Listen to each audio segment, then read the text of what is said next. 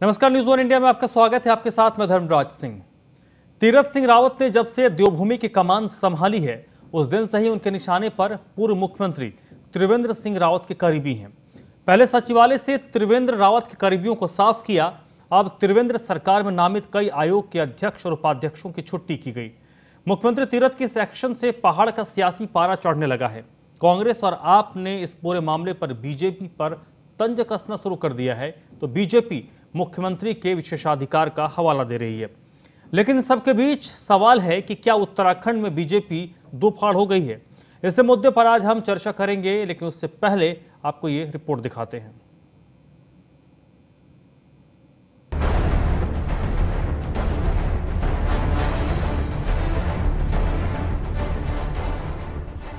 तीरथ रावत को सत्ता संभाले अभी बमुश्किल 3 हफ्ते का समय हो रहा है, लेकिन इस बीच वो त्रिवेंद्र रावत सरकार के कई फैसलों को पलट चुके हैं।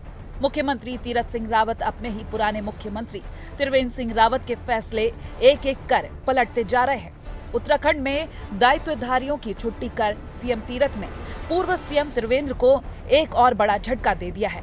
बीजेपी नेताओं का भले ही यही कहना हो कि ये आदेश एक सामान्य प्रक्रिया है, लेकिन इसे त्रिवेंद्र रावत के लिए एक और बड़ा झटका माना जा रहा है, क्योंकि विभिन्न आयोगों और निगमों में नियुक्त किए गए अधिकांश लोग त्रिवेंद्र रावत के चहेते लोगों में शामिल थे। देखिए, ये मुख्यमंत्री जी का विशेषाधिकार होता है और पूर्व मुख्यमंत्री जी ने जो दायित्व दिए थे वो अपने विवेक से दिए थे।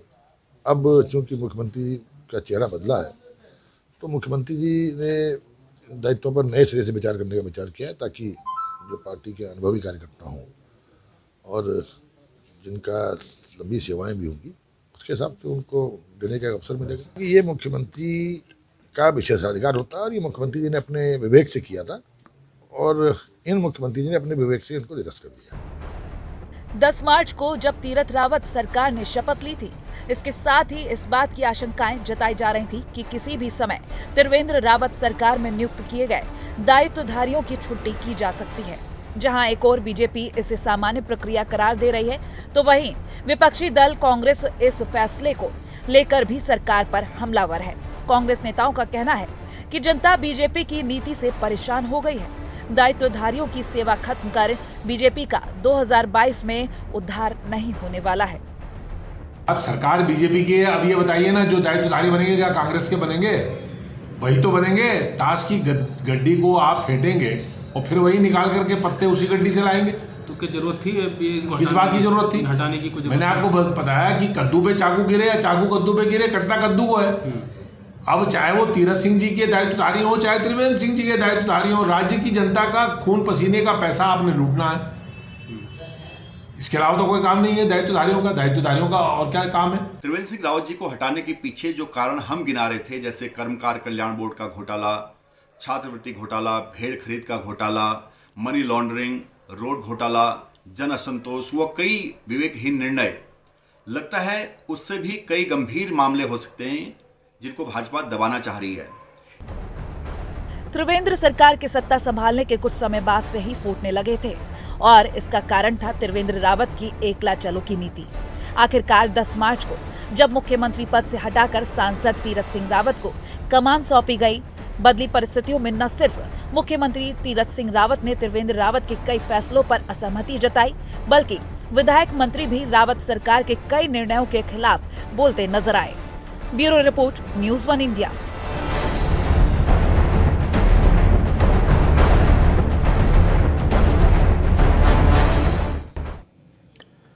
तो फिलहाल पूर्व मुख्यमंत्री के दौरान जितने भी नियुक्तियां हुई थी, उस पर अब वर्तमान मुख्यमंत्री की कैंची चल रही है और इसको सभी लोग अपने अपने हिसाब से डिफाइन कर रहे हैं। सत्ता पक्ष, स्वाभाविक सी बात है, जब ऐसी चीज़ें हो रही हैं तो उसका बचाव करेंगी। वही विपक्ष का काम होता है कि ऐसी चीज़ों को लेकर उन्हें सरकार पर यानी सत्ता पक्ष पर हमला बोलना। तो वही काम कांग्रेस पार्टी और आम आदमी पार्टी की ओर से की जा रही है। लेकिन यहाँ सवाल उठता है कि चुनावी साल में ये सब कुछ चीज़ें जब हो रही हैं तो इसका कितना फ़ायदा भारतीय जनता पार्टी को होगा।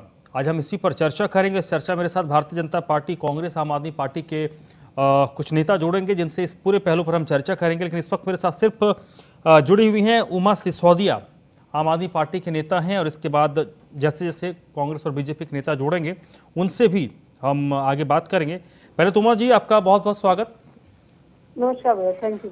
सबसे पहले ये बताइए कि ये जो स्थिति बन रही है, ये तो आप लोगों के लिए बड़ा फेवरेबल स्थिति बन रही है, क्योंकि आप लोगों को बैठे बैठा एक मुद्दा मिल रहा है सत्ता पक्ष सरकार पर हमला बोलने का। देखिए, इस समय जो कुछ भी उत्तराखंड में चल रहा है, ये अगर देखा जाए तो पूरे उत्तराखंड के लिए बहुत दुर्भाग्यपूर्ण है। 4 साल तक हमारे उत्तराखंड पे एक ऐसे व्यक्ति ने राज किया जिनके सारे ही फैसले, मैं समझती हूँ कोई भी तो ऐसा फैसला नहीं है जिसको तीरथ सिंह रावत नहीं पलट रहे। यानी कि 4 साल तक त्रिवेंद्र जी ने जो जो भी काम किए, जो जो भी फैसले किए, इसका मतलब बिल्कुल गलत किए। अदरवाइज तीरथ सिंह रावत जी को उनके हर फैसले को पलटने की आवश्यकता नहीं पड़ती। और 4 साल तक हमारे उत्तराखंड का जो विकास का पहिया है, और उन्होंने कम से कम 20 साल पीछे कर दिया। इसका दोषी कौन? क्या बीजेपी की जिम्मेदारी लेती है कि 4 त्रिवेंद्र जी को हमारे सर पर उन्होंने उत्तराखंड पर थोप कर रखा है, एक नाकाम और नाकारा मुख्यमंत्री को, और उन्होंने जो फैसले लिए और हमारा विकास जो उन्होंने बाधित किया, उसकी जिम्मेदारी कौन लेगा? क्या बीजेपी की जिम्मेदारी लेगी, या हम जो हमारे गृह मंत्री जी हैं उसके लिए माफी मांगी उत्तराखंड की जनता से?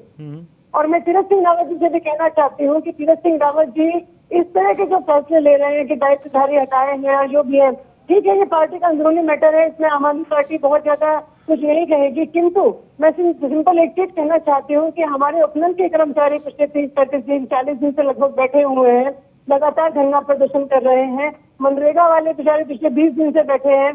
कभी आशा कार्यकर्तियां जो होती हैं, आशा कार्यकर्ता, वो आकर बात करती हैं। अब बड़े बड़े आंदोलन चलते हैं, उनके बारे में तीरथ सिंह रावत जी कोई संज्ञान लेने के लिए राजी नहीं है। पर उपनल के लिए तो मैं आपको बताऊं कि 25 को जब इनका एक बड़ा आंदोलन था उपनल कर्मियों का, तो उसमें समिति बनाने की घोषणा तीरथ सिंह जी की तरफ से की गई कि उस 5 सदस्यीय समिति में 3 सदस्य जो हैं वो सरकार की तरफ से होंगे और 2 सदस्य उपनल की तरफ से होंगे। किंतु अभी तक वो समिति ही नहीं बनी है।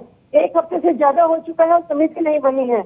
आप ये समझिए कि कब समिति बनेगी और कब उसकी बैठक होगी और कब कोई दिक्कत रास्ता उपनल और सरकार के बीच से निकाला जाएगा। वहाँ पर आप फैसला लेने में इतना ज्यादा लेट करते हैं। और नहीं, तो ये जो फैसले हो रहे हैं उमा सिसोदिया जी, इसको आपकी पार्टी किस रूप में देखती है? देखिए, मैं इसमें से एक सिंपल एक चीज आम आदमी पार्टी की तरफ से मैं कहना चाहूंगी कि दायित्वधारियों को हटाना और नहीं हटाना, ये इनकी पार्टी का अंदरूनी मैटर है। किंतु हमारा जो कंसर्न है, हमारा कंसर्न ये है कि आप पिछले 4 साल जो भी फैसले त्रिवेंद्र रावत जी ने किए, इनको खुले मन से स्वीकार करना चाहिए कि त्रिवेंद्र सरकार ने जो भी काम किया था वो बिल्कुल गलत किया है, इसलिए हमें इन फैसलों को बदलना पड़ रहा है। आप ये समझिए कि 4 साल तक एक ऐसे मुख्यमंत्री को हम पर थोपा गया जो तीरथ जो फैसले करता रहा और तीरथ जी को उसको आकर बदलने की जरूरत पड़ी है। यानी कि त्रिवेंद्र सरकार बिल्कुल फेल्योर थी, बिल्कुल फेल थे। और आप ये कहते हैं कि हम त्रिवेंद्र सरकार के जो काम किए हैं उनको हम आगे लेकर जाएंगे। और आप मुझे ये बताइए, मैं तीरथ सिंह जी से आज आपके चैनल के माध्यम से पूछना चाहती हूँ कि तीरथ सिंह जी, आप मुझे ये बताइए कि आप त्रिवेंद्र सरकार के कौन से कामों को आगे लेकर जाना चाह रहे हैं और कौन से कामों को लेकर पिछले 4 साल की से सरकार जो है वो चुनाव में जाएगी। यानी कि त्रिवेंद्र सरकार ने कोई काम ही नहीं किया था। तो ये जो सब चीजें हैं कि हमारे उत्तराखंड जो विकास कर रहे त्रिवेंद्र सरकार ने पिछले 4 साल में बिल्कुल जो हमारा पहिया रोक दिया है, उसके लिए बीजेपी सरकार को माफी मांगनी चाहिए। गृह मंत्री जी को उत्तराखंड की जनता से माफी मांगनी चाहिए कि हमने एक ऐसे मुख्यमंत्री को 4 साल तक आपको दिया जिसने कोई भी काम सही नहीं किया। इस बात को विपक्ष लगातार कहता था, आम जनता लगातार कहती थी, मीडिया लगातार कहता था कि त्रिवेंद्र सरकार जो है बिल्कुल नाकाम सरकार है। उसके बावजूद जो सरकार को बदलने में 4 साल लगा है तो जाता है और उन्हें उत्तराखंड की जनता से खुले दिल से माफी मांगनी पड़ेगी कि हमने आज तक जो मतलब मैं कहते हैं टाइम खराब किया, एनर्जी खराब की, जनता की संवेदनाओं के साथ जो खेला है कि हमें कैसे मुख्यमंत्री दिए। तो तीरथ सिंह रावत जो भी चर्चा कर रहे हैं उसके लिए वो अपने आप जिम्मेदार है कि वो इससे साफ जाहिर होता है कि त्रिवेंद्र सरकार के देखिए और उमा सिसोदिया जी, इस पे जब भी अब भारतीय जनता पार्टी के जो प्रतिनिधि हैं वो जोड़ेंगे उनसे सवाल मैं ये समझना चाहता हूं, क्योंकि एज अ पॉलिटिशियन आप अपनी पार्टी की बात करेंगी, लेकिन ऐसी जब स्थिति बनती है, क्योंकि जब वहां से लोगों को हटाया गया है तो वहां पर नई नियुक्तियां भी होंगी, तो संभवतः भारतीय जनता पार्टी ये सोच रही होगी भविष्य को लेकर कि अगर वो चेंजेस करते हैं तो उससे जो उनकी वापसी है, जो रिपीटेशन है, क्या उन्होंने नारा दिया है अब की बार 60 पार ऐसा कर कुछ 60 सीट्स का उन्होंने रखा है, अपना वो एक चैलेंज रखा है कि उसको पार करेंगे। तो उनको ये लगता है कि वो इन चेंजेस से, इन ऐसे काम से उनको फायदा होगा, उनकी पार्टी को विधानसभा चुनाव में फायदा होगा। देखिए, इसमें सिंपल जो चीज नजर आती है वो गुटबाजी की नजर आती है। त्रिवेंद्र गुट के जितने लोग थे उनको तीरथ सिंह जी ने आकर बदल दिया और अब अपने गुट के लोगों को वो दायित्वधारी बनाएंगे। पहले त्रिवेंद्र सरकार के जो त्रिवेंद्र जी के जो गुट के लोग थे उन्होंने मलाई खाई है। यहाँ पर सबको पता होता है कि दायित्वधारी क्या काम करते हैं और कितना काम करते हैं और कितनी मोटी मोटी तनख्वाहें इनको मिलती है। इस बात पे भी आपके चैनल ने भी और तमाम दूसरे चैनल से डिस्कशन रखा था कि इतनी मोटी तनख्वाह के साथ आप लोगों को दायित्व दिए गए हैं और इतने दायित्व बांटे हैं। तो साफ पता चलता है कि तीरथ सरकार और त्रिवेंद्र सरकार के बीच में जो गुटबाजी है, पहले एक दूसरा गुट की सरकार थी, उन्होंने अपने गुट के लोगों को आगे बढ़ाया, उनको विभिन्न दायित्व बांटे, राज्य मंत्री बनाया। अब तीरथ सिंह जी के हाथ में सत्ता है तो उन्होंने पुराने लोगों को तो ये लोगों को आगे लेकर ये तो आपके लिए, आपकी पार्टी के लिए तो अच्छी चीज, सपोर्टिव पिच आपके लिए तैयार हो रहा है। अगर भारतीय जनता पार्टी आपसी कलह में फंसी रहेगी, अगर वो दो फाड़ हो जाएगी तो उसका फायदा आपको मिलेगा। देखिए, आम आदमी पार्टी को जो फायदा मिलेगा वो भविष्य के गर्भ में है, लेकिन उत्तराखंड का जो नुकसान हो रहा है उसके लिए कौन दोषी है? अगर हम पूरे उत्तराखंड की बात करें एज ए पॉलिटिक्स से हटकर, अगर हम पूरे उत्तराखंड की बात करें तो क्या आपको नहीं लगता सर कि ये जो भी कुछ हो रहा है ये उत्तराखंड की राजनीति के लिए, उत्तराखंड के लोगों के लिए कितना गलत है?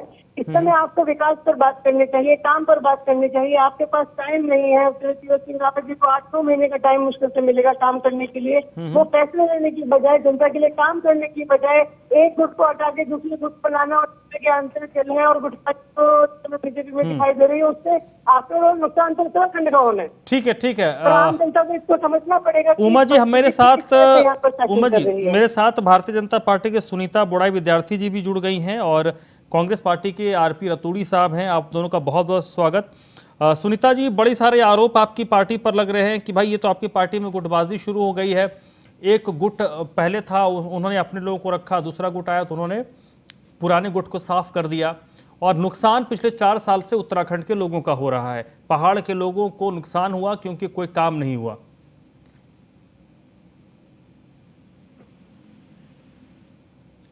सुनीता जी, आपको मेरी आवाज आ रही है?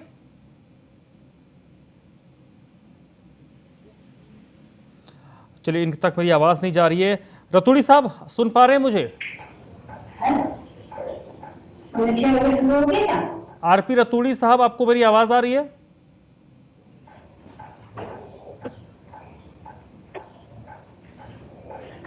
लगता है मेरी आवाज आरके रतूड़ी साहब तक भी नहीं जा रही है। चलिए उमा जी, हम दोबारा कनेक्ट करने की कोशिश करते हैं उनसे, लेकिन तब तक आप जो बात कह रही थी कि नुकसान उत्तराखंड का हुआ है। आपकी पार्टी पहली बार उत्तराखंड में चुनाव लड़ने जा रही है और आप लोगों की पूरी तैयारी भी है। ये जो पूरा, क्योंकि मैं बार बार फोकस आम आदमी पार्टी को लेकर इसलिए कर रहा हूँ कि आपके पास एक अरविंद केजरीवाल मॉडल है जिसका आपकी पार्टी का हर इकाई, जो अलग अलग राज्यों का इकाई है, उस मॉडल का जिक्र करता है, उसकी बात करता है, तो आप उसको आप हाईलाइट करते हैं हर स्टेट में। और आपके पास एक मुद्दा होता है स्टेट गवर्नमेंट के फेल्योर का। तो आप लोगों के लिए, आपकी पार्टी के लिए जो पूरा सिनेरियो इस वक्त बन रहा है भारतीय जनता पार्टी में जो बना हुआ है, ये सबसे बड़ा पॉइंट होगा जिसको लेकर आप जनता के बीच जाएंगे? देखिए, अगर मैं आम आदमी पार्टी की बात करूं तो आम आदमी पार्टी नेगेटिव राजनीति नहीं करती है। हम लोग जब क्षेत्र में निकलते हैं, अगर मैं अपनी बात करूं और मैं तमाम दूसरे कार्यकर्ताओं की बात करूं, जब हम क्षेत्र में निकलते हैं तो हम ये बताने की कोशिश करते हैं जनता को कि हम आपके लिए क्या करेंगे और दिल्ली में अब तक हम लोगों ने आम जनता के लिए क्या किया। हम अपना समय उस बात पे खराब नहीं करते कि आपके विधायक क्या गलत किया या उसने काम नहीं किया, उसने काम नहीं किया। देखिए, जनता सब समझ रही है, जनता को तो दिखाई दे रहा है कि काम क्या हुआ पिछले 4 साल से उत्तराखंड में। तो हम उन्हीं चीजों को दोबारा रिपीट करके ना अपना समय खराब करेंगे, ना जनता का समय हम लोग खराब करते हैं। हम लोग सिंपली ये बताते हैं लोगों को कि हमने दिल्ली में एक काम किया, हमने दिल्ली में महिला क्लिनिक बनाए हैं, हमने पॉलिस क्लिनिक बनाए हैं, हमने 200 लीटर जो 200 यूनिट जो बिजली है वो फ्री की है और हमने 700 लीटर पानी आपके लिए फ्री किया। महिलाओं के लिए हम लोगों ने बस ट्रेन का सफर फ्री किया, सारी चीजें। तो हम उनको वो चीज बताते हैं कि हमने इस तरह से हमारी ये कैलकुलेशन रही और उसके बावजूद भी हमारा जो का जो ओवरऑल जो पैसा आता है वो सरकार के पास बढ़ा है। तो हम अपनी पार्टी की पॉजिटिव चीजों को आगे लेकर आते हैं। नेगेटिव राजनीति देखिए, अगर हम भी करने लगे तो हमारा कोई डिफरेंस नहीं रह जाता आम आदमी पार्टी और बीजेपी के बीच में। पूरे देश में इस समय जिस तरह से नेगेटिव राजनीति करके जो वेमनेस्टी का माहौल जो फैलाया है बीजेपी ने, आम आदमी पार्टी उसी का तोड़ ढूंढना चाहती है। और हम लोग चाहते हैं कि बात हो, मुद्दों पर बात हो, रोजगार पर बात हो, पार्टियां इस बारे में एक दूसरे से बहस करें कि हम आएंगे करेंगे और हम आएंगे आपके लिए वोट देंगे। हम इस बात पर दूसरे जो आम आदमी पार्टी इस सारी पार्टी पर बिल्कुल भी काम नहीं करती है। हम सिर्फ मुद्दों की और काम की बात करते हैं। नहीं, उमा सिसोदिया जी, अच्छी बात है आप जो बात कह रही हैं। ये जो पूरा सिनेरियो बना हुआ है, इस पर आपकी पार्टी क्या इसको भी एक इशू तो रखेगी? क्योंकि आप कह रही हैं कि इससे जो नुकसान हुआ है वो 4 साल तक उत्तराखंड का नुकसान हुआ है। देखिए, 4 साल तक उत्तराखंड का नुकसान हुआ है। आम जनता हमसे ज्यादा इस बात को समझ रही है। आम जनता को मालूम है कि ठीक है। उमा जी, 1 मिनट उमा जी होल्ड कीजिएगा। आरपी रतूड़ी साहब, आपको मेरी आवाज आ रही है?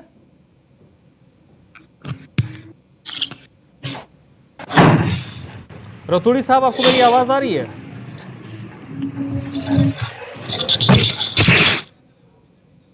सुनीता जी, आप मुझे सुन पा रही हैं? Yes sir.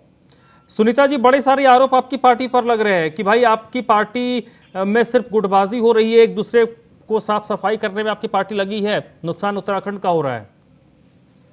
जी देखिए, मैं ये क्लियर करना चाहती हूँ कि जो भी इस प्रकार से जनता को भ्रमित कर रहे हैं वो इस प्रकार से बिल्कुल ना करें। क्योंकि जब भी राज्य सरकार में देखिए कोई भी हमारे मुखिया आते हैं या जो भी परिवर्तन जहाँ पे भी होता है तो अपने तरीके से संगठन सोच समझकर आगे जो है उन कार्यों को करते हैं। तो इस प्रकार का कुछ भी ऐसा नहीं है। देखिए, कई बार कई चीजें देखनी पड़ती हैं। अभी जो वित्तीय भार अगर हम लोग जिसके बारे में चर्चा भी हुई थी, तो हर चीज को जो है देखा जा रहा है राज्य के अनुरूप, जो राज्य के लिए इस वक्त सबसे ज्यादा जरूरी चीजें हैं उनको किया जा रहा है। नहीं, वो तो ठीक है कि मुख्यमंत्री का विशेषाधिकार है, लेकिन चुनावी साल में जब बहुत कम वक्त बचा है और इस तरीके से उठापटक मची रहेगी तो नुकसान कहीं ना कहीं जनता का होगा। इसको लेकर फिर जनता पर ही बोझ पड़ेगा। जी देखिए, आगे जो है क्या रणनीति बनती है, किस प्रकार से संगठन जो है आगे अपनी नीतियां बना चुके हैं, बहुत सोच समझ के उन्होंने ये उठापटक की है। क्योंकि कई चीजें क्या होती हैं कि जरूरी होती हैं और प्रत्येक व्यक्ति चाहता है कि अपनी एक टीम हो जो उनका अपना ट्रस्ट वर्दी हो सकता है कि आप इन सबके चेहरे दोबारा देखें, तो एक फॉर्मेलिटी भी होती है जो करनी पड़ती है। तो इस पर जो भी चीजें आप देख रहे हैं उसमें कोई भी ज्यादा हैरानी वाली बात नहीं है। ये कोई मुद्दा नहीं है, ये तो छोटी मोटी चीजें हैं जो होती रहेंगी। मेन हम जो हमारा फोकस है वो हमारे चुनावों पे है। आने वाली जो चुनौती हमारे लिए जैसे 22 की है, ऊपर से इतना बड़ा पेंडेमिक है, सेकंड लहर अब शुरू हो गई है और हमारे यहाँ पे आप देख रहे होंगे कि राज्य में इतना बड़ा 12 साल बाद जो कुंभ का इतना बड़ा आयोजन होता है वो भी पैरेलल चल रहा है। आज ही हमारे झंडे जी महाराज जी का जो झंडे जी आरोहण का भी कार्यक्रम शुरू हो गया है। तो ये भी 2 दिन तक हमारे लिए बहुत बड़ी चुनौती है और इसमें भी हम पूरी मुस्तैदी से कार्य कर रहे हैं। तो बेशक ये चीजें जो पैरेलल हो रही हैं, ये कुछ चीजें ऐसी हैं जो जरूरी हैं। तो इसमें इतना इनको मुद्दा बनाने की जरूरत नहीं है विपक्ष को। विपक्ष अच्छे से मुद्दे लाएं और उन पे बात करें, हम जवाब देने के लिए तैयार हैं। ठीक है।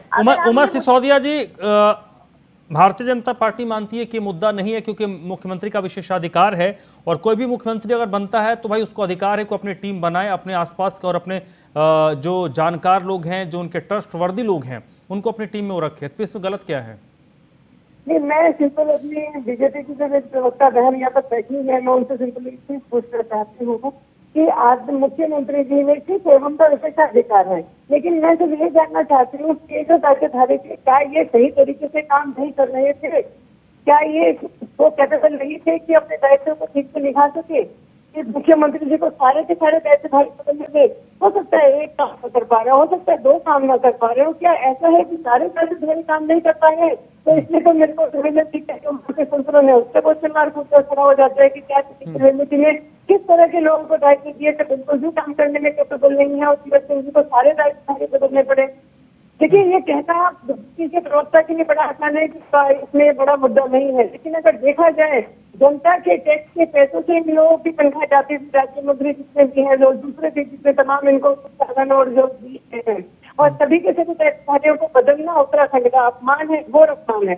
यानी आपको ये बताइए कि पिछले इतने टाइम से जो दायित्वधारी काम कर रहे थे, यानी कि वो कैपेबल नहीं थे, वो सरासर त्रिवेंद्र रावत जी की चापलूसी से बनाए हुए अकर्मणीय लोग थे, गलत लोग थे, सही लोग नहीं थे, उत्तराखंड को सही दिशा में लेके जाते और अपना दायित्व। देखिए, यहाँ पे उमा बहन जी जो है वो गलत टिप्पणियां कर रही हैं, मैं आपको रोकना चाहूंगी जी। मैं आपको बताना चाहती हूँ कि हर चीज जो है आप ये लेके नहीं चल सकते कि आप इसके लिए काबिल नहीं है या आप काम अच्छा नहीं कर रहे हैं। आप बताइए, सल्ट विधानसभा से आप कैसे गायब हो गए?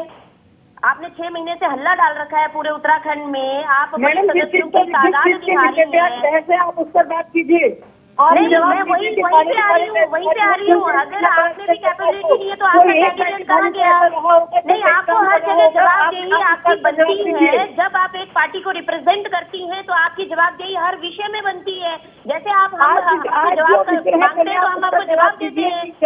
हमारे प्रत्येक जो भी राज्य मंत्री, जो भी दर्जाधारी रहे थे प्रतिनिधि, जो भी हमारे सम्मानीय दर्जाधारी थे, सभी काबिल है और आगे भी आप देखेंगे। ये एक छोटा सा परिवर्तन है जो जरूरी होता है और ये स्वाभाविक प्रक्रिया होती है। मेरे ख्याल से आप वाले जो है दिल्ली तक ही सीमित है, उन्हें कहीं का ज्ञान तो है नहीं। ये स्वाभाविक प्रक्रिया होती है कि जब भी नेतृत्व परिवर्तन होता है तो तब परिवर्तन सभी क्षेत्रों में थोड़ा बहुत परिवर्तन और पुनर्गठन भी करता है। ये स्वाभाविक प्रक्रिया है। इसमें कहाँ मुद्दा खोज रही है आप? मुद्दा तो खोजिए आप सल्ट विधानसभा में। कहाँ गए आप लोग जो इतने आप हल्ला कर रहे थे बहुत ज्यादा कि हम दिल्ली की तरफ से ये कर देंगे, ये कर देंगे, दिल्ली की तरफ से हम खत्म कर देंगे लोगों को। आप बेवकूफ नहीं बना सकते उत्तराखंड में लोगों को। आप दिल्ली की आप पार्टी जो है वो दिल्ली तक सीमित रहे तो बहुत अच्छा है। उत्तराखंड के लोगों को बेवकूफ बनाने नहीं आई है मैडम। उत्तराखंड के लोगों को बेवकूफ बनाते हैं आप। मैं खुद जानती हूँ वहाँ पे क्या चीजें हो रही है, क्या नहीं हो रही है। आप कुछ चीजें फ्री में देके लोगों के गले कटवा रहे हैं वहाँ पे, परिणाम सामने भुगत रही है वहाँ पे जनता। लोग वीडियो वायरल कर रहे हैं बना बना के। कौन सा आपने अच्छा काम किया वहाँ पे? दिल्ली पे नहीं, दिल्ली नहीं जाते, उत्तराखंड की बात करते हैं, दिल्ली का रुख नहीं करते हैं। देखिए, मैं इनको ये क्लियर करना चाहती हूँ, इनके पास कोई मुद्दे नहीं है। आज आप हमें बताइए, इतनी बड़ी वैश्विक महामारी, इतनी असंभव, जहाँ सब लोग बोलते थे कि कुंभ होना असंभव है, इवन विपक्ष ने भी ये राय दी कि भाई साहब इस बार ना कराएं, लेकिन फिर भी हमारी देखिए जनता जो है, हमारा भारत पूरा जो है, हमारी संस्कृति भक्ति, आस्था और धार्मिक चीजों को मानती है और हमें अपनी हर चैलेंज को लेकर हम लोग चल रहे हैं और लोगों को सेटिस्फाई कर रहे हैं। आज आप देखिए कि कुंभ का आयोजन कितना भव्य, दिव्य, सुंदर, सुरक्षित, स्वच्छ बनाया जा रहा है। प्रत्येक जगह पे प्रत्येक फैसिलिटीज प्रोवाइड कराई जा रही है। सरकार के काम का थोड़ा सा ब्यौरा हमें बता दीजिए जी। त्रिवेंद्र सरकार ने कितने दायित्वधारी बनाए थे, उनमें से कितने लोग इस समय कुंभ में काम कर रहे हैं? बहुत बेहतरीन काम कर रहे हैं, तभी कुंभ इतना अच्छा चल रहा है। देखिए, सभी कार्य कर रहे हैं और ये स्वाभाविक प्रक्रिया होती है। आप ये देखने वाले, आप अभी देखिएगा, क्या पता चेहरे दोबारा रिपीट हो। ये एक प्रक्रिया होती है जो उनका विशेषाधिकार है और वो अपने अगर अधिकार ना करे, अपने अधिकार क्षेत्र में कार्य ना करे तो भी आपको दिक्कत है। अभी वो कर रहे हैं तो भी आपको दिक्कत है। आप थोड़ा समझिए उनको, पहले मुद्दे पहले खड़े करने से पहले मुद्दे तो बनाइए। चलिए सुनीता जी, वक्त खत्म हो गया। उमा सिसोदिया जी, आपका भी बहुत बहुत शुक्रिया। सुनीता जी, आपका भी बहुत बहुत शुक्रिया, क्योंकि टाइम लिमिटेशन हमारे पास होता है, समय खत्म हो गया है। लेकिन एक बात तो तय है कि उत्तराखंड में जो कुछ हो रहा है, कहने को सत्ता पक्ष ये कह सकता है कि मुख्यमंत्री का एक विशेषाधिकार होता है, लेकिन विशेषाधिकार होने के साथ साथ इस तरीके से जब कार्रवाई होती है, लोगों को हटाया जाता है, लोगों को वहाँ पर जोड़ा जाता है, तो एक मैसेज भी होता है, वो हिडन मैसेज होता है। और हिडन मैसेज राजनीति में बहुत लंबी कहानी बयां करती है, लंबी बात कहती है। तो संभवतः ये भी जो कुछ हो रहा है उत्तराखंड में, ये भी बहुत कुछ बयां कर रहा है। वही संभवतः भविष्य में इसकी चीज़ें और बेहतर तरीके से नजर आएंगी। तो आज की चर्चा में बस इतना ही।